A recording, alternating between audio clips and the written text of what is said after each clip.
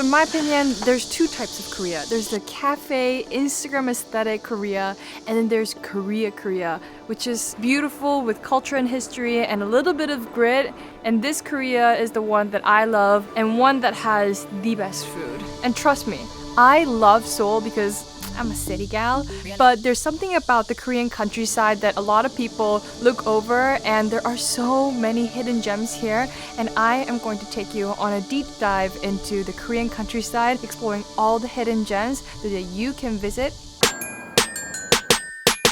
Oh my god, Dios mío, they say, oh my god, Dios mío, they say, oh my god, Dios mío, they say, oh my god, Dios mío. I walk in and they say, OMG, they either love me or they hate me, but they notice me. My ratchet poetry has got them scowling. I just say LMFAO, I was JK Rowling. Some of y'all need to chill out. Housewives, take your pills out. I was just kidding, get over your skin. Don't yuck my yum. Our first destination is Jeonju, located in South Korea's North Jeolla province. It's also the birthplace of bibimbap, and we're going to explore Nambu Market that's been open for more than 100 years. I would say that the first dish that you need to try when you're in Jeonju is bibimbap, because if you came to Jeonju and didn't have bibimbap, did you really come to Jeonju? 안녕하세요.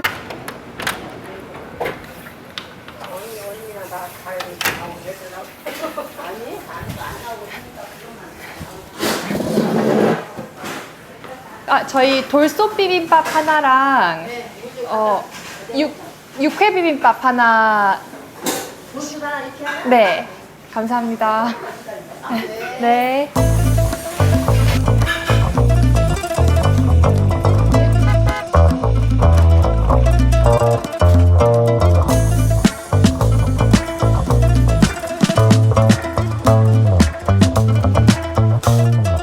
Joined today with me is a very special guest, Yeon-suk Im, aka my mother. So I ordered the 돌솥 bibimbap, and my mom got the 육회 bibimbap, which is raw beef tartare bibimbap. And the colors of this bibimbap are so beautiful. It almost reminds you of the colors of the temples. I'm just gonna quickly go over some of the components. So we have some pickled radish, some lettuce, ferns, bean sprout, seaweed, carrots, egg, some ground beef, spinach, doraji, which is, I don't know the English name for it, and in the center, crowned with an egg yolk. So the egg yolk is going to act as kind of like a binding agent. This is the Korean mayonnaise in a sense, just ties everything together. And underneath is a thick layer of house-made gochujang. I'm just gonna go over a quick etiquette on how to eat bibimbap. So you first wanna lube it up with a little bit of soup on the side. This is sprouted soybean soup,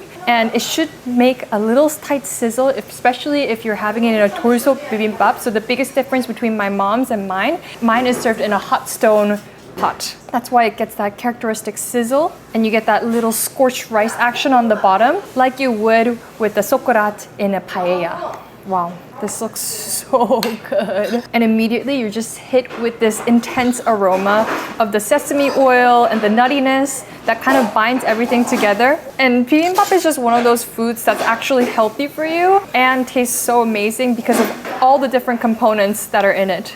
In order for a proper traditional bibimbap, they say that you have to have at least 5 components in order to make it up. So in terms of nammur. So nammur is all the veg that's put on top of the rice. So these are really the components that make each bibimbap unique. And the more colorful, the better it is. And this is the concept that scientifically is backed because phytonutrients, the more colors that you eat, the better it is. It's basically nature's way of indicating that you need these micronutrients and it's good for you. You have something crunchy, something soft, something silky, you have a little bit of meat, and there's so many different types of vegetables that like, it makes you feel so full.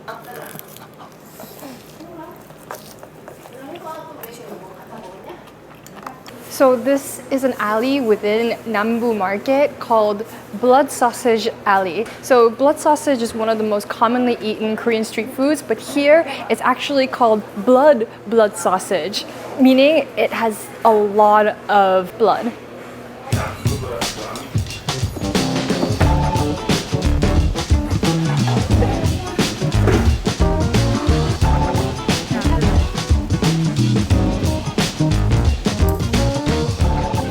So we're here to try Jeonju's famous blood sausage, and you'll understand what I mean by blood sausage because it is a lot darker in color.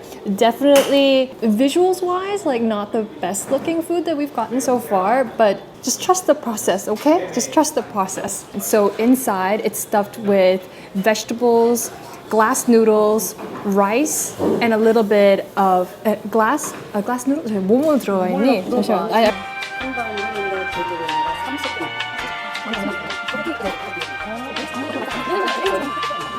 Okay, so we got clarification on what goes into this blood sausage. There is a mixture of veggies, cabbage, carrots, shiitake mushroom, leek, and most importantly, what holds and binds everything together is glutinous rice. Kind of acts as a glue to bind everything together because if you just add blood, it's just going to fall apart, and blood naturally has a crumbly texture where it's not going to hold together, right? So the rice absorbs the blood and makes sure everything is intact. What I love about this is that it really utilizes all parts of the animal, and it's delicious. I'm telling you, it doesn't have a gaminess that you would expect from something like this. It's actually incredibly decadent and light.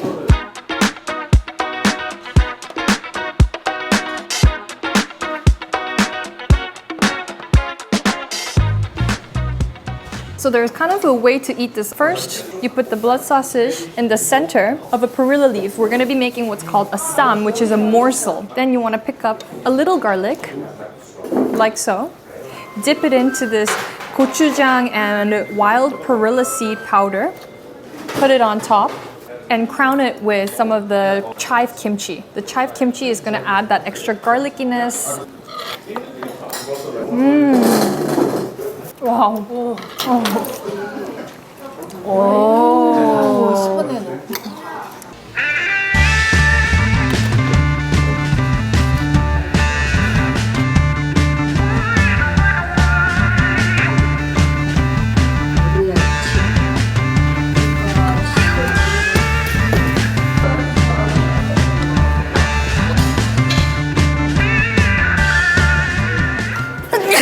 So this is gookbap, which translates to broth and rice. Inside, you have all the offals, as well as some of the blood sausage bits. She uses the ones from the day before because they're a bit more dry, and it's okay to be rehydrated because if you put the ones that are freshly steamed, they're going to fall apart from all the moisture. So it's also a great way to utilize some of the blood sausage from the day before.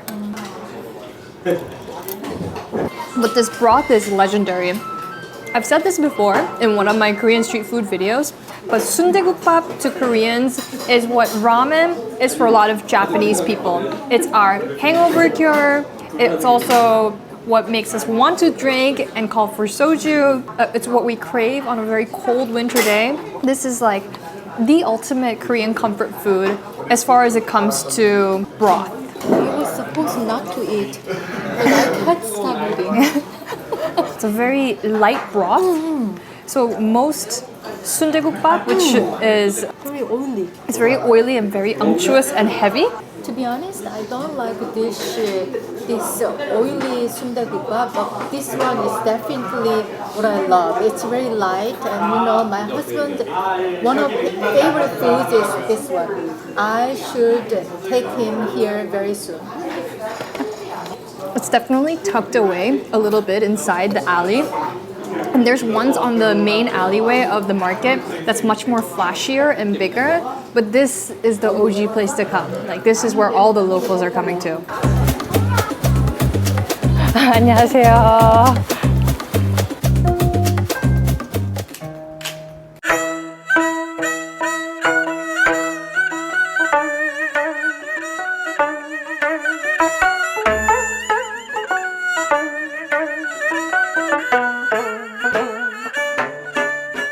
It's not a proper Korean food series if we don't go to a cafe.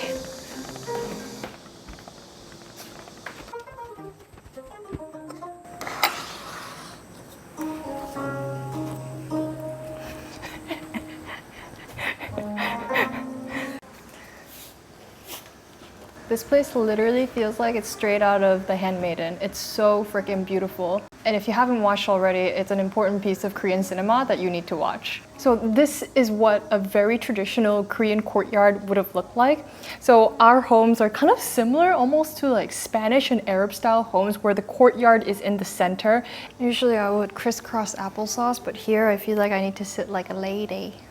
So I ordered the soybean latte. On the bottom is a thick layer of sweet red bean paste, and then she pours in this mixture of soybean powder, milk, and condensed milk, ice, and a scoop of vanilla ice cream, and topped up with extra pieces of Korean injeolmi, which is our glutinous rice cake covered in soybean powder. It's the closest description that I can give is a peanut butter milkshake, but it has more of that grainy nuttiness hitting at the end that's not too oily. For us, beans are the ultimate dessert, and that's it. Yeah, beans are our ultimate dessert. And this is a very historical cafe because it's been open since 1928.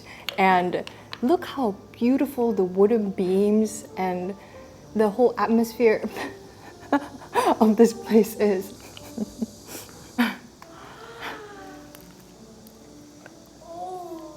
And this is a cafe that's also designated as a cultural heritage site here in Jeonju, and that is rare. It's like drinking tea inside a museum. Yeah. I love drinking tea, but I also love drinking a little nightcap. So we decided to head on over to Chowon Supermarket to get a little more snacks and a sip of cold beer.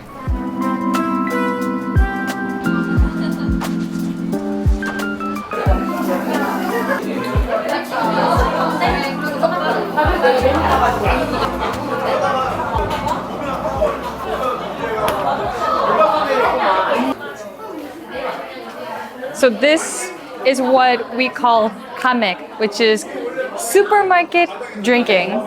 Before Korean convenience stores, there were only small shops like this, and we would call them 구멍가게, right? Which means a hole-in-the-wall store.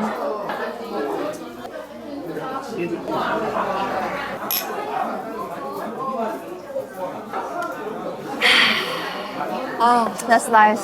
But here, this is Korean self-service at its best. You get your own beer, you put your order in at the front, and the guy grills dehydrated fish for you called hwangtae. And he roasts it by using a compressed charcoal. And that compressed charcoal, it's a very big source of nostalgia for a lot of Koreans. So it was used to heat up homes back in the days, right? Yes. Yeah. So back when there wasn't underfloor heating and gas available in every home, the compressed charcoal was a means of heating up homes so that the whole apartment would be warm. Not apartment, house. House, a room. Yeah, a room.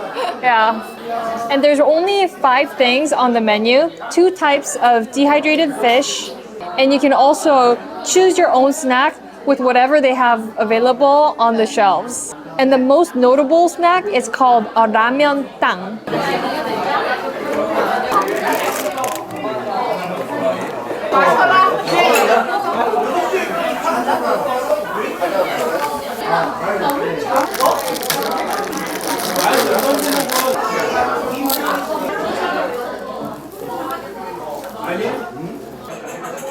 괜찮아요, 다리? Literally just ramen with the soup packet seasoning sprinkled on top, uncooked. And I feel like for a lot of people, they would think of this as like eating raw pasta, but this is already pre-fried, so it's not gonna give you a stomach ache.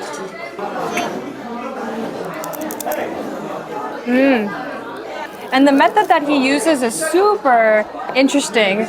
Instead of like just grilling it, he actually puts the pressed charcoal on top so that the individual flakes really become flaky. Oh, let's go to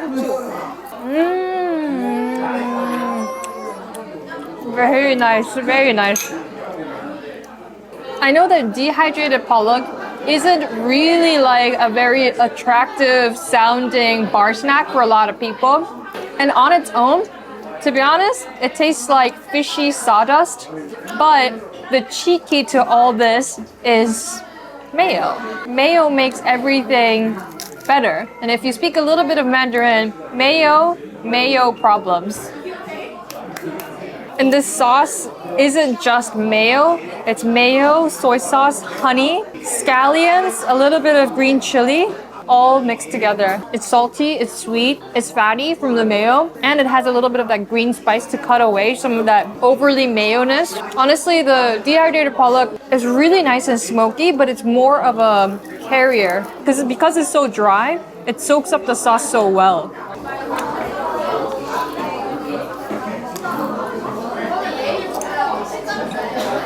Both ends, one end. I'm older than you. Of course. After ending the night with a little beer buzz, we woke up the next morning looking for something to detoxify. A carrot lemon ginger shot from Jeonju Juice? No babe, we're getting some scalding broth. More specifically, we're getting a local Jeonju specialty cure for hangover, simmered bean sprout soup with rice, leek, chili, and enough garlic to give you a heartburn that makes you forget about your hangover.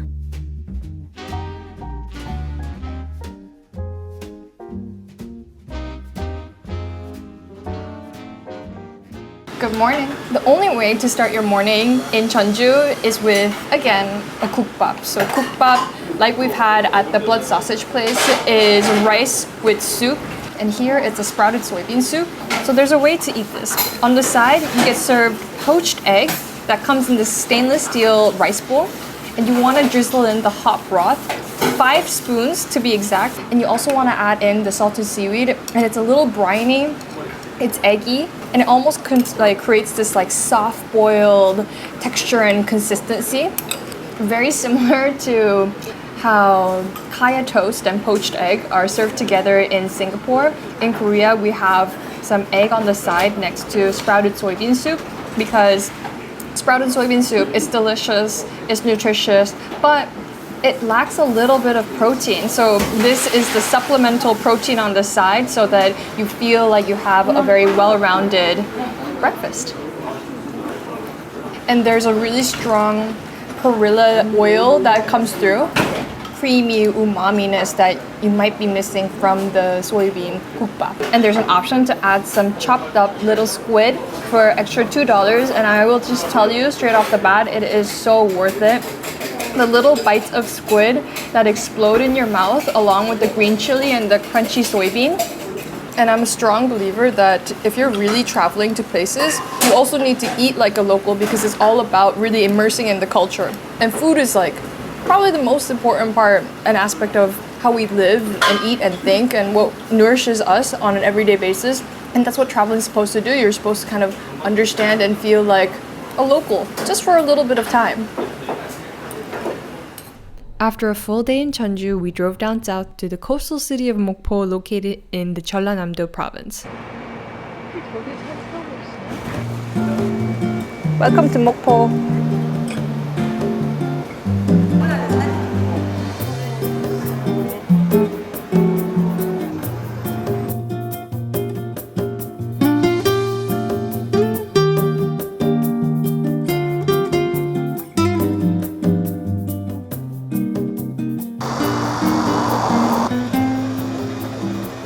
Actually, things are getting pretty serious around there because nobody is smiling because they're playing a Korean game called Kwatu, and it's basically like Korean poker. You know, when it's time to pay up, you pay up. And there's no smiles. Only one person smiles. The rest aren't so happy.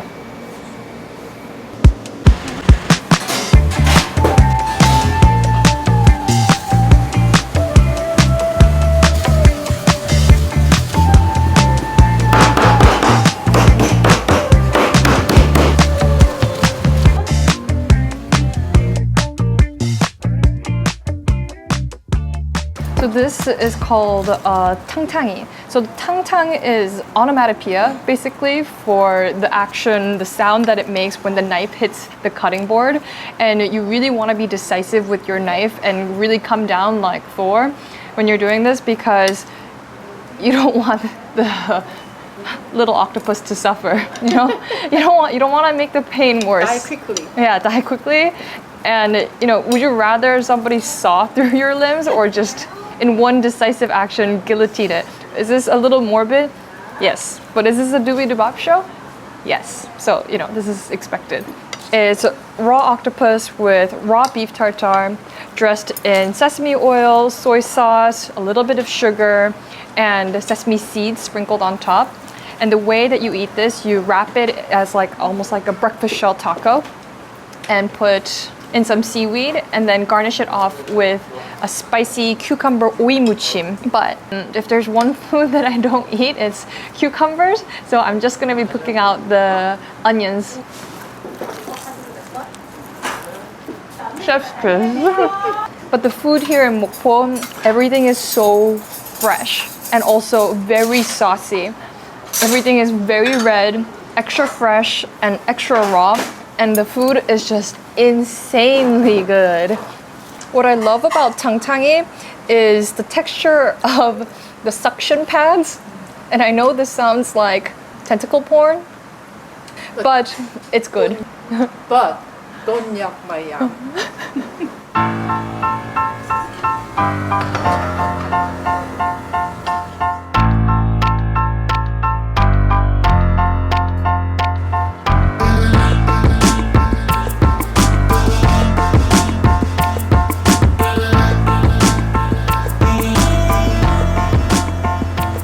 So there's this quote by Jimmy O Yang. He's a very famous comedian in the US, where for Asians, we don't buy organic from Whole Foods.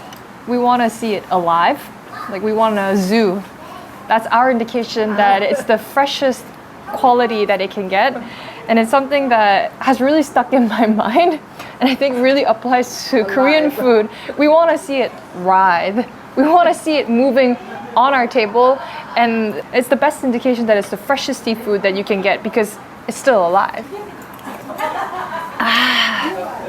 Wow. But this octopus soup is beyond explanation as to how clear and spicy and just refreshing it is. And the amount of depth of flavor is just unbeatable. It's chewy, it's soft, and the sweetness coming from the Napa cabbage. The combination of the three is just so, so good. The thing with Koreans is that we love a little chew. Like texture is a very, very big part of a lot of the things we eat.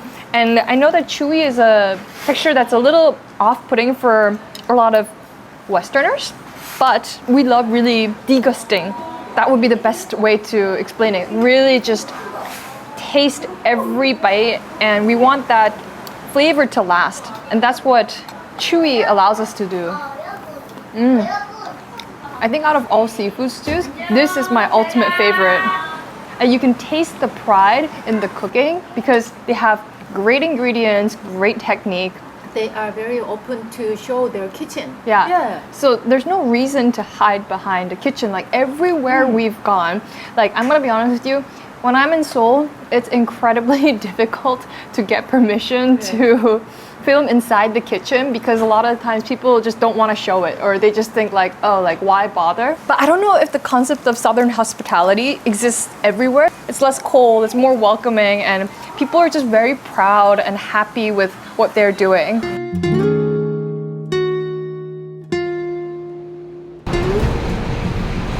오 빨라. Wow. Yeah. Wow. Wow. Wow. If you ever come to Mokpo, this I would actually definitely recommend. You see the ocean behind you and the mountains and the whole Mokpo landscape on the other side. It's a little bit scary because this one, the floor is glass.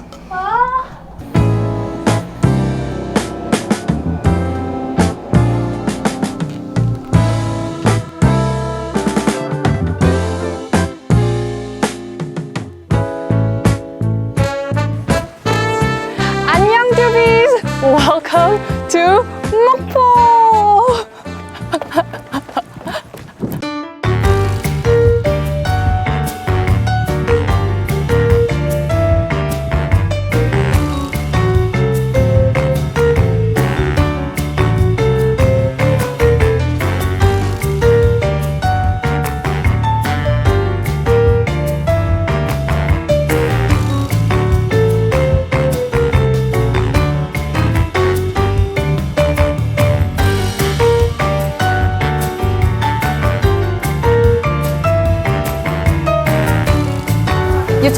any Korean about eating by Harborside, their heart will literally skip a beat because this is like our ideal romantic night. You can come with family, friends, with your lover, whatever it is.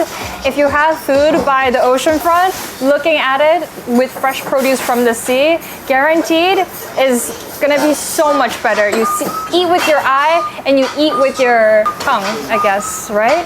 So we have an amazing array of food in front of us, and actually the owner of this place, she is super cool. She's wearing a cool ass Gucci hat, and she's actually gonna be joining me, and we're gonna share a little glass of soju.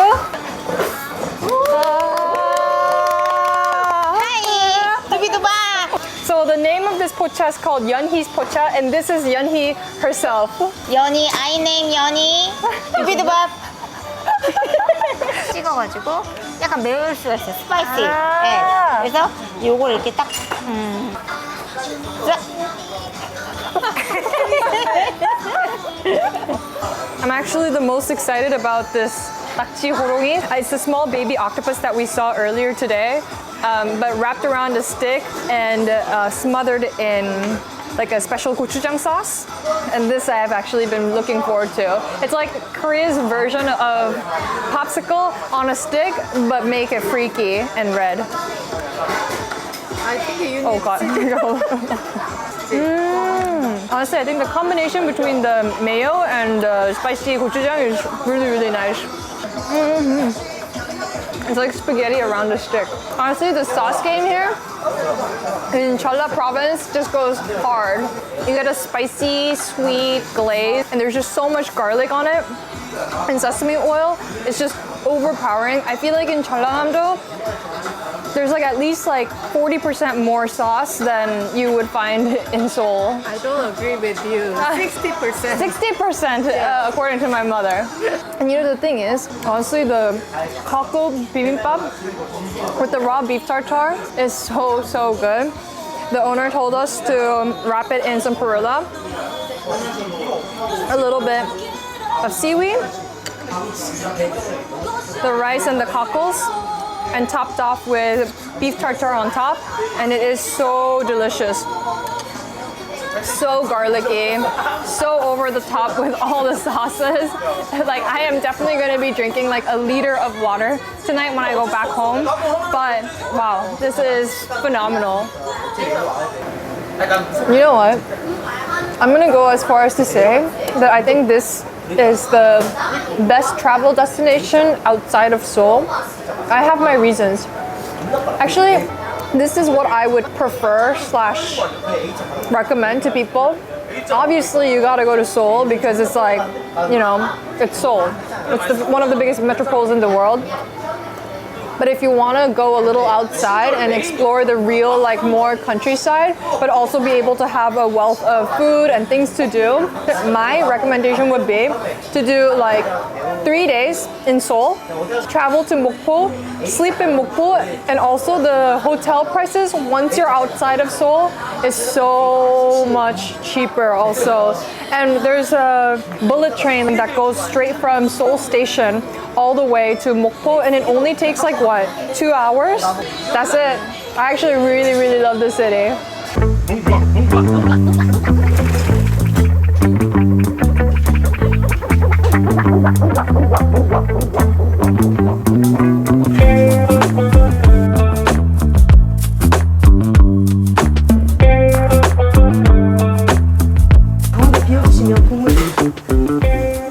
Wow.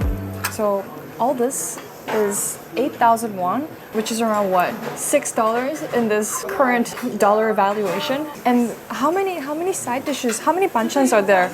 1, 2, 3, 4, 5, 6, 7, 8, 9, 10, 11, 12, 13, 14, 15. Did I count that right? Yeah. There's 15 banchans for this $6 menu. Can you even buy a cheeseburger? Imagine this is the same price. And this place inside is packed. It opens at 11 and it's just completely packed. So this is a Korean fare called baekban. And baekban literally just means rice with dishes. So it usually comes out with banchan and rice. And it's kind of the standard homey fare. This is how most Koreans eat at home. There is so much love and care that goes into each and individual banchan. And just because there's quantity doesn't mean that it lacks in quality. That's a very important thing to notice. This is all produce from Mokpo, and the restaurant is located inside a market, so I'm sure they're getting really good prices from local vendors that are growing it and farmers nearby. Wow. And most importantly, it's nutritious and delicious. This is why I love Korean food. It's so well balanced and you get such a wide array of things. And it's only possible that we have this much food because there's only mainly one thing on the menu. Only baekban. So because everyone's getting the same thing, you can kind of know, like, it's not like an a la carte menu where there's like 100 different things. You get less choices but better quality food. So this is pan-fried mackerel, and it's also a very staple breakfast item for a lot of Koreans in the morning over some of the things that we've been served. So this is sweet and sour radish with stingray on top. This is dried, then rehydrated Poongnammoon dressed in sesame oil. This is shrimp fish sauce, anchovies with shishito peppers, Poongnammoon, which is sprouted soybean, some fresh gochujang kimchi, cockles, spicy marinated crab, pickled radish, radish kimchi, cod, sweet soy sticky glaze, spicy pork stir fry, and kimchi jjigae in the middle, sweet and sour cold cucumber soup. The thing is, I love this kind of table fare because there's so many different textures and flavors. There's something acidic, there's something sweet, there's something spicy, there's something fishy and meaty and brothy and dry. It's just all the components come together so well to create such a well-balanced meal. But this really is the epitome of Korean cooking because Korean cooking is all about banchan. And if you want to watch my banchan video, it's right here. That's true. The thing is, like, the food, every single dish was so good. And if you're in Korea, especially down here in the south, you need to be eating like a true local. And this is the only way to start breakfast here in Mokpo.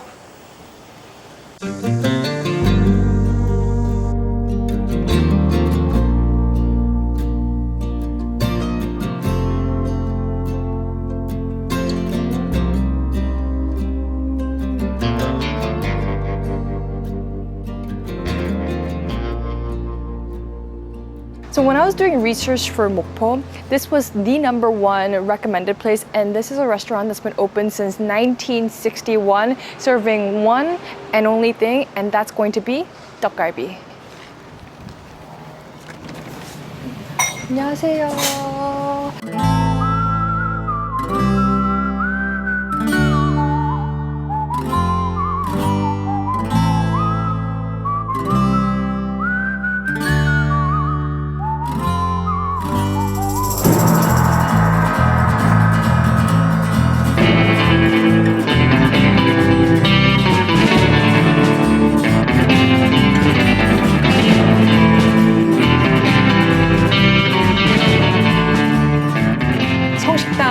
Is really, you need to think of it as the Peter Luger of Mokpo, but where it's actually good.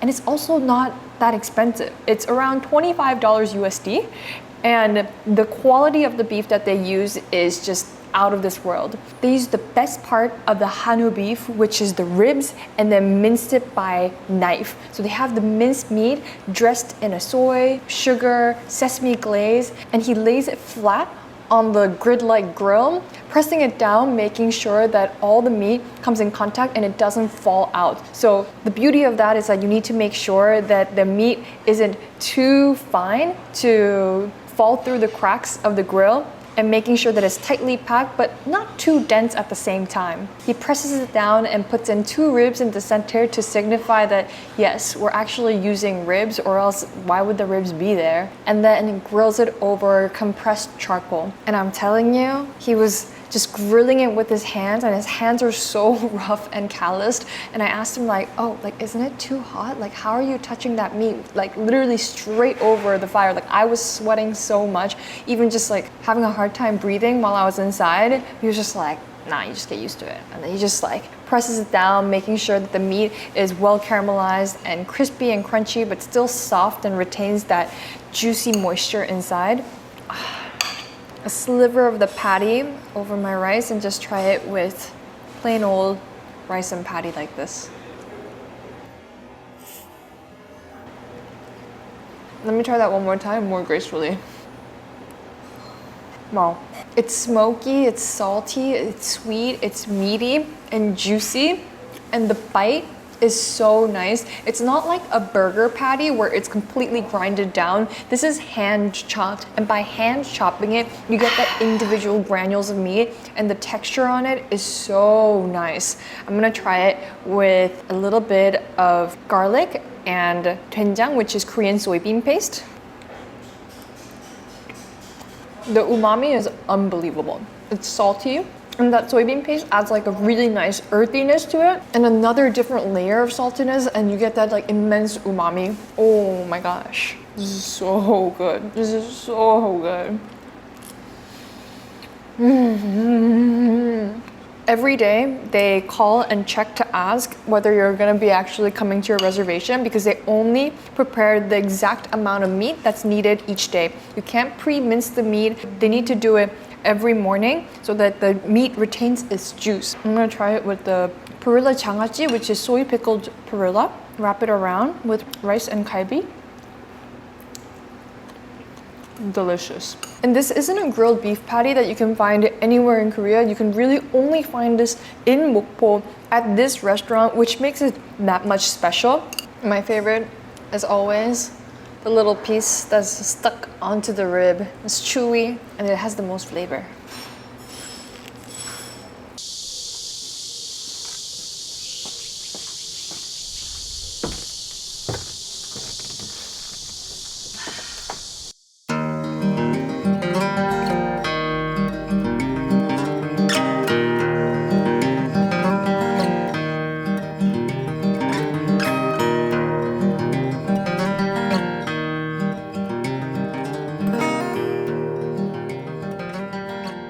Raining a little bit here in Mokpo, and when it's raining, I want to get some raw marinated crabs. Does the two have anything to do with each other?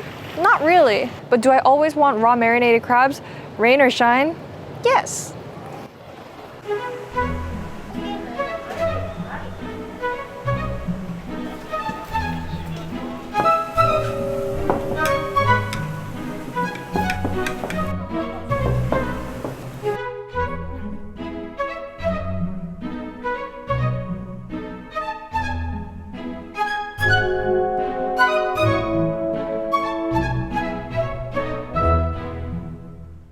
Raw marinated crab is one of my most favorite foods on earth. Like if I were to choose top 3 Korean food, it would be, it's naengmyeon, 간장게장, and but the prices that are here in Mokpo, that alone, the difference in price from Seoul to Mokpo is gonna pay for your train ticket easily.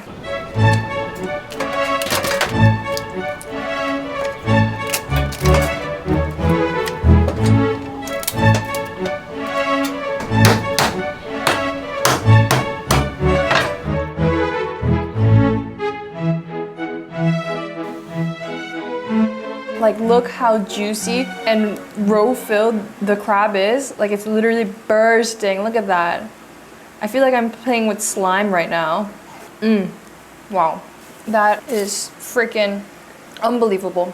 If you're trying 간장게장 for the first time, try the juiciest part, squeeze it, have that first bite just filled with that crab meat and roe. Just cover your mouth and that salty brine. It's gonna hit hard. It's gonna be decadent and it's gonna be buttery and salty. And then next, you want to get the head. Make sure you scrape all the innards, get in the nooks and crannies, because that's where all the good stuff is. I like to just mix it up all together, and then I like to add the rice in so that it becomes homogeneous, and it's just Gorgeous, gorgeous, gorgeous. Wow, wow, wow. And what's also very famous here in this region are small stone crabs. So these are little crabs that live on both land and the ocean, and they're much smaller than the big ones that's filled with roe. But just because it's small doesn't mean that it ain't tasty. And it applies to a lot of things. Claws are massive, and that's where a lot of the meat is. And personally, I think, like, obviously the roe-filled ones are gonna be good, but sometimes you wanna really work for their treat, you know? And why is Sisyphus doing his thing if we're not all working towards that sweet crab meat? And again, because we're in Jeollanam-do province, something that we're always consistently seeing is the sheer amount of banchan. So there's a Korean proverb that goes, you want the legs of your table to bend and crack from the sheer weight of banchan, and that is especially true here in Jeollanam-do province. And you want everything to be saucy, and you want a lot of variety. Every part of the landscape is represented in the banchan, and it's seasonal. That's the most important thing. Is this banchan the same all year round? Absolutely not. Sometimes there might be a lot of shrimp that's for sale because there was a good shrimp day, and shrimp is going to be cheap. So it's really about utilizing the landscape as your grocery store instead of the same old salmon and broccoli all year round from Walmart. And that I love. You know, I feel like seasonality is one of those things that's very much part of modern conversation about eating culture, but it's actually, you know, I'm sorry to Kevin, but it wasn't Noma that invented it. All cultures have been doing this, and it really also comes from necessity. It is cheaper to eat fish. It is cheaper to eat crabs during crab season. It is cheaper to eat shrimp during shrimp season, you know? But now, things that are in season are more expensive than the ones that are available year round, and that's what's kind of broken about the food ecosystem nowadays. And it's better, nutritious, and more delicious if you're eating seasonally. So people of Mokpo definitely know what they're doing, and they're living long. You're seeing grannies everywhere, still working at like 85, looking 65. So this one is my dad's favorite. It's baby squid that's been made into fish sauce and marinated. And it's very hard to find a lot of these banchans mainland and inland because it just goes rancid really fast. That's very, very nice. And most of the times when you're eating in Mokpo, it's not even just about the main dish, it's about what comes out next to it. It's about the banchan with all the small banchans. Even if you're good at the main, that's not good enough. Your supplementals have to be good. It's like a college app essay. You gotta do your extracurriculars, babe. And this one is a baby crab. There's a mama bear, papa bear, and then baby bear, but this is a crab version and a little bit more like a horror story version where they're marinated alive. It's cute. Cheers. I feel like I'm eating 3 generations in one bite. It's really good. No, you don't. You finished all your rice. She's saying she feels guilty, but she literally is constantly. Have you seen her chopsticks go like? Oh, that's super interesting. So many of these, even I have never ever tried, and I am somebody who considers I'm somebody who considers I know Korean cuisine pretty well, but here in Mokpo, I'm baby. I am realizing that there is so much more to Korean food than I thought I knew. I would say for how big this city is, the amount of quality restaurants is insane at so much affordable prices. That I would say is one of the best parts about coming to Mokpo, is that it's not just the expensive food, and also like there's not just a certain number of places that are good to eat, and the quality difference is big. It's like every place you go to, like Mokpo in general as a city as a whole cares a lot about its food. Like it's a very food-centric city. So if you're a foodie, I would say Mokpo, you should come and check it out. I definitely got humbled in Mokpo.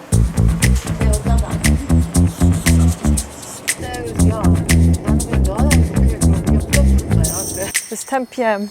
and we're following a strange man on a boat.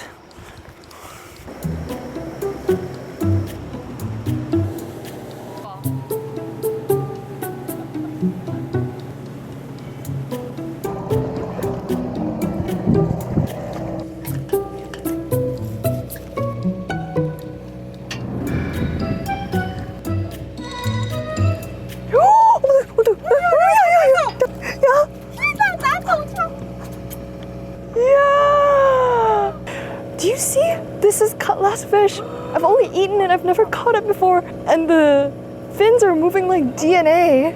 Ah. Oh my god, oh my god. We got another one. We got, it's so beautiful. It's beautiful. Do you see the fin? Gorgeous. This is deep Korea at its best. We're the only two women on this boat. I don't think there's ever been a woman that set foot on this boat. Kanata, it's like a sword. Okay, so the way you do this is sardines. So apparently cutlass fish is really attracted to the smell of the very fishy sardines. And it's quite oily also. The way you do it is you just put the hook in two. And you want to put the rod down. I think we're getting a little, went away. It's okay. I got catfished. There's so much fish in this ocean actually. It's actually insane. Like we caught 2 in less than 2 minutes. In another life, I could have been a very, very, very good. Honestly, if I grew up in Mokpo, I would have loved it here so much. There's just so much to do. Great food. You have the ocean, you have the mountains, kind people, great food. Did I already say great food already? Just proves to show that I love Mokpo that extra much.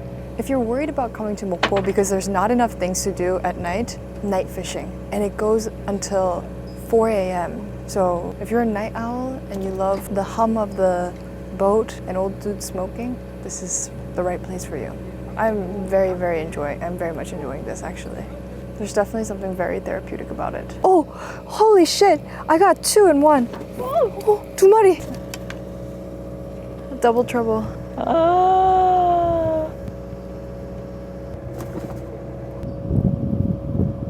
This is insane. Like, I'm a beginner and I caught this much.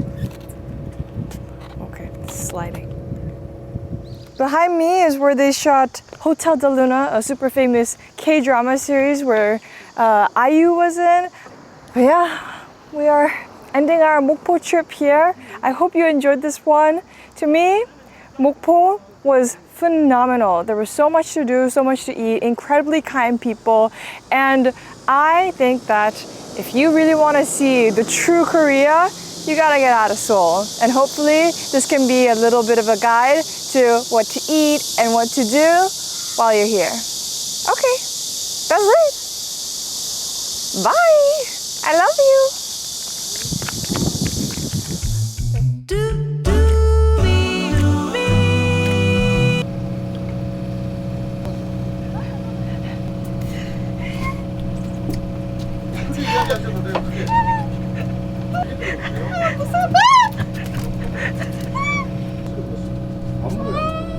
학원 아니 그거를 90도